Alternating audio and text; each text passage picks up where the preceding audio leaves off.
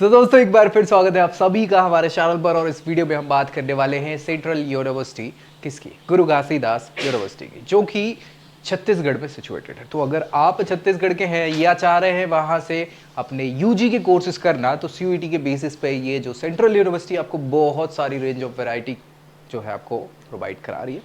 क्या क्या course offer कर रही है, क्या उसकी एलिजिबिलिटी क्राइटेरिया है, कैसी क्या फीस स्ट्रक्चर है, साथ ही साथ सीट टेक्स के अलावा क्या है फैसिलिटीज, प्रोज एंड कॉन्स, सारी चीज़ों को हम डिटेल में डिस्कस करेंगे, ताकि अगर आप टारगेट इसको करना चाह रहे हैं तो कितनी वर्थ इट आपके लिए हो सकती है ये या नहीं हो सकती है, ये फैसला आपको वीडियो के आखिर में खुद कर पाएंगे। दोस्तों में शेयर जरूर करिए और साथ ही साथ चैनल सब्सक्राइब कर लेना है अगर नए हैं चैनल पे आप तो, क्योंकि सीयूईटी से रिलेटेड हर एक जानकारी कॉलेज कोर्स करियर की यही मिलेगी सबसे पहले। बाकी अपने लिए बेस्ट ऑप्शन जाना है अपनी प्रोफाइल पे, तो नीचे प्रोफाइल एनालिसिस फॉर्म भी मिल जाएगा जिसको फिल करके जानकारी ले सकते हैं। तो चलिए, गुरु घासीदास ये यूनिवर्सिटी जो है आप देखेंगे आपको अच्छी लगेगी देखने में, और अच्छा खासा इनका कैंपस एरिया है। और पुरानी यूनिवर्सिटीज़ में से सेंट्रल यूनिवर्सिटीज़ आपकी जो शुरुआत में 2009 में 15 सेंट्रल यूनिवर्सिटीज़ पार्लियामेंट्री एक्ट से बनी थी, उनमें से एक ये भी थी। ठीक है, बिलासपुर छत्तीसगढ़ पे ये सिचुएटेड है और 1983 में इनिशियली उसको स्टैब्लिश करा गया था। फिर सेंट्रल यूनिवर्सिटी का दर्जा 2009 में मिला था, वही बाकी 15 यूनिवर्सिटीज़ के साथ। ठीक है, यूजीसी रिकॉग्नाइजेशन यहाँ पे है ही, साथ नेक का एक एक्रेडिशन इनको दिया हुआ है। 700 एकड़ का इनका कैंपस है जहाँ ये बहुत सारी वैरायटी ऑफ कोर्सेज आपको ऑफर कराएं। क्या क्या कोर्सेज हैं देख लेते हैं एक बार, ताकि आपको ऑप्शन समझ में आ जाए। ये जैसे बीए के कोर्सेज आप देख पा रहे होंगे, अगर आप बैचलर ऑफ आर्ट्स देख रहे हैं, ऑनर्स एंथ्रोपोलॉजी से, इकोनॉमिक्स से, इंग्लिश से, हिंदी से, हिस्ट्री से, जर्नलिज्म एंड मास कम्युनिकेशन, ये एक आपके पास ऑप्शन है। इनमें से मैक्सिमम को जनरल टेस्ट के बेसिस पे एडमिशन आपको मिल जाएगा। जैसे ये इंग्लिश का ऑनर्स कोर्स है, उसमें आपको इंग्लिश भी लगेगी, इसके अलावा हिंदी वाले में हिंदी लगेगी, बाकी सभी जनरल टेस्ट के बेसिस पे आपको मिलेंगे। एलिजिबिलिटी क्राइटेरिया आपका 12th क्लास में 50% पास करना, एग्रीगेट मार्क होने चाहिए। साथ ही साथ यहाँ 22 साल से आपकी एज ज़्यादा नहीं होनी चाहिए। ये क्राइटेरियाज हैं इन कोर्सेज के लिए। फिर और कोर्सेज की बात करें तो बीए में पॉलिटिकल साइंस और उसका भी कोर्स है, सेम आपका जनरल टेस्ट के बेसिस पे 50% का क्राइटेरिया, 22 साल से कम एज हो तो चल जाएगा। BSW ये सोशल वर्क का एक कोर्स है, बैचलर्स ऑफ सोशल वर्क का, और अच्छे खासे ऑप्शंस बाद में आपको जनरेट हो जाते हैं अपने करियर को लेकर। जनरल टेस्ट के बेसिस पे 50% के एलिजिबिलिटी क्राइटेरिया में आपको एडमिशन मिल जाता है।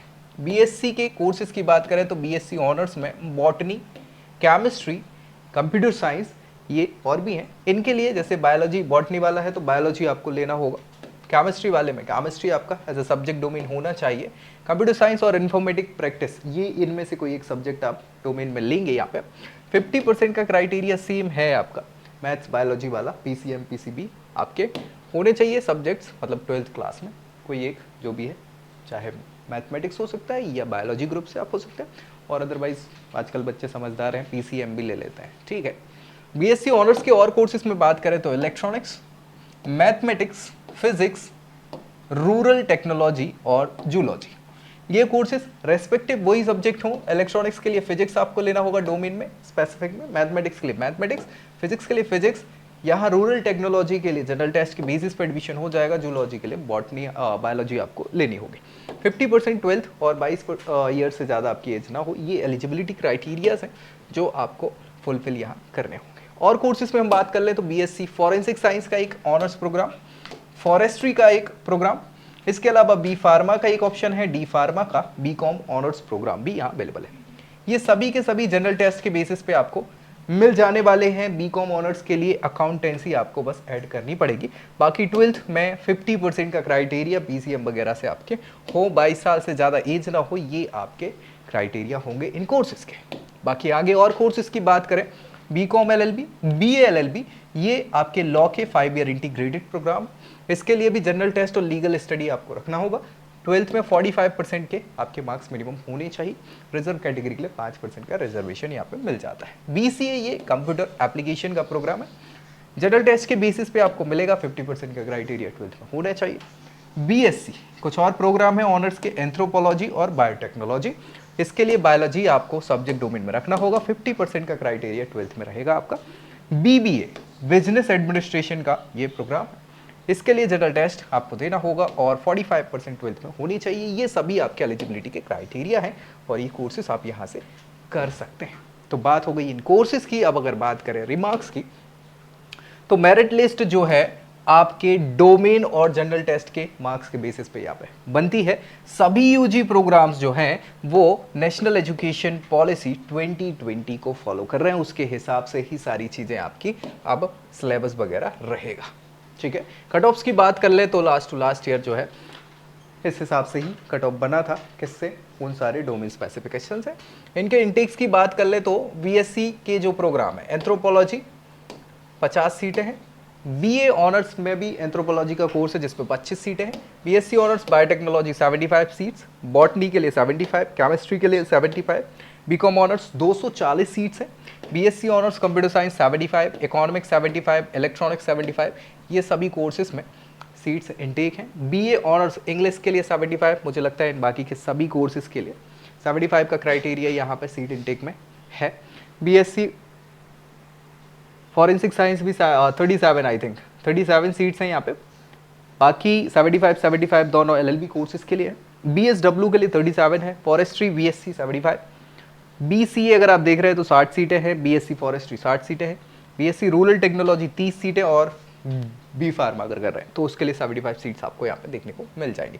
तो ये सीट इनटेक्स आपके हो जाएंगे इन रेस्पेक्टिव कोर्सेज के लिए। फीस स्ट्रक्चर की बात कर ले तो बहुत ज़्यादा फीस स्ट्रक्चर यहाँ देखने को नहीं मिलेगा आपको।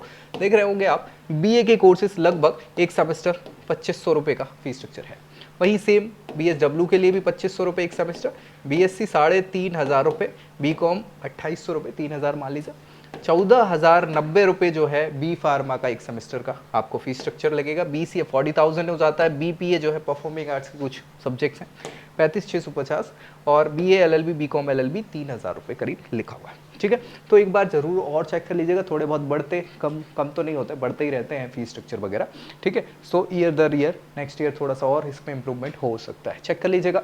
बाकी हम बात करें इनके फीस स्ट्रक्चर के बाद प्लेसमेंट्स की, तो बहुत सारे वैरायटी ऑफ कोर्सेस ये प्रोवाइड करा रहे हैं। मीडियन पैकेज की बात करें तो 4.2 इन्होंने मेंशन किया हुआ है, थोड़ा और कम होगा मुझे ऐसा लगता है, 3.5 के अराउंड मीडियन पैकेज यहाँ देखने को मिलेगा।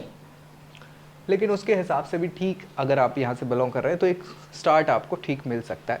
कुछ कोर्सेज में प्लेसमेंट ठीक है और कुछ में ना के बराबर भी हैं, सो आपको चूज़ करना होगा कोर्सेज बड़े ध्यान से समझदारी के साथ। फैसिलिटीज़ की बात कर लें यहाँ पे तो सेंट्रल यूनिवर्सिटी के हिसाब से बहुत सारी फैसिलिटीज़ आपको मिलेगी जो जनरली हैं ही बेसिक हैं, जैसे हॉस्टल की बॉयज़ और गर्ल्स के लिए अलग अलग मिल जाता है, सारी एमेनिटीज़ मिल जाती हैं, लाइब्रेरी में पर्याप्त रिसोर्सेस आपको देखने को मिल जाते हैं, इसके अलावा स्पोर्ट्स फैसिलिटीज़ मिल जाएंगी, इंडोर आउटडोर गेम्स की, आईटी इंफ्रास्ट्रक्चर मिल जाता है ताकि आपको मॉडर्न, हाँ जो डिजिटल इंडिया का कॉन्सेप्ट चल रहा है उसके हिसाब से कैफेटेरिया मिल जाएगा, है ना, वहाँ थोड़ी बहुत लड़ाइयाँ चलती रहती हैं, अलग चीज़ है।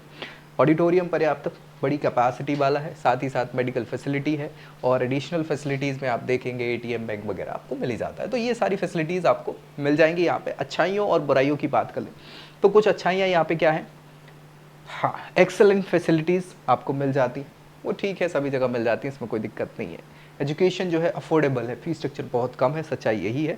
और साथ ही साथ स्पोर्ट्स एक्स्ट्रा करिकुलर एक्टिविटी पे भी फोकस किया जाता है, हेल्थ के लिए आपकी मेडिकल फैसिलिटीज़ वगैरह देखने को मिल जाती हैं। एकेडमिक्स जो है वो आपका अच्छा खासा आईटी इनेबल्ड है, मतलब बोल सकते हैं क्लासरूम वगैरह भी आपका आईटी इंफ्रास्ट्रक्चर अच्छा है, साथ ही साथ हाँ सारी चीज़ें वाईफाई इनेबल कैंपस वगैरह भी मिल जाता है। कमियों में बात करें तो यार लोकेशन बिलासपुर की है और बिलासपुर यहाँ की कैपिटल सिटी नहीं रायपुर है ना, सो थोड़ा सा अलग ही माहौल बन जाता है। इसके अलावा अगर आप देखें सो प्लेसमेंट्स की अपॉर्चुनिटी और अच्छी की जा सकती है और करनी ही चाहिए, ऑब्वियस सी बात है। फिर भैया यहाँ पे क्राउड जो है वो जैसे बाकी सेंट्रल यूनिवर्सिटी या अच्छी यूनिवर्सिटीज़ में जो है वो अच्छी खासी वैरायटी आपको देखने को मिल जाती है ना, यहाँ उतनी नहीं मिलती है। दूसरी चीज़ यहाँ पे इंफ्रास्ट्रक्चर जो है वो पुराना भी है, कुछ डेवलप हो रहा है, डेवलपिंग कंट्री में चल रहा है, और कुछ एक्सपोजर की समस्याएं हैं, इवेंट्स वगैरह की समस्याएं ज़्यादा नहीं होते जितना बताया जाता है। तो ये सारी कमियां भी आपको पता होनी चाहिए। अब इसके बाद आप फैसला ले सकते हैं कितना बढ़िया आपके लिए ये हो सकता है या नहीं। दूसरा, अगर कुछ बच गया है तो कमेंट ज़रूर करिए और दोस्तों में शेयर करना बिल्कुल मत भूलिए। ऐसी ही वीडियोज़ के साथ मिलेंगे अगली वीडियो में, तब तक के लिए जय Hind. I hope you like this video. For more such videos, keep watching our channel and do not forget to like, share and subscribe.